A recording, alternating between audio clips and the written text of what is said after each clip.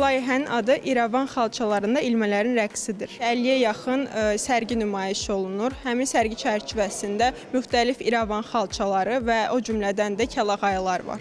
Bugün həmçinin İrəvan xalçalarında ilmələrin rəqsi filminin təqdimat mərasimidir.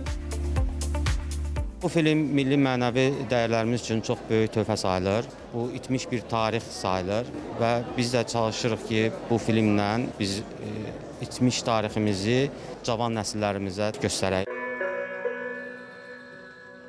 Azərbaycan xalçaçılığını əsasən də o bölgənin, yəni Qərbi Azərbaycan, Zəngəzur, İrəvan və Göyçə bölgələrinin xalçalarını cütlü və təkli rəng sistemində görmüşəm. İlk işimiz olduğuna görə biraz çətin idi. Çəkilişlər əsasən oldu Xızıda. Biz Xızı dağlarını çəkdik. Çünki orada İrəvan dağlarına bənzər. Biz də onu hardan öyrəndik?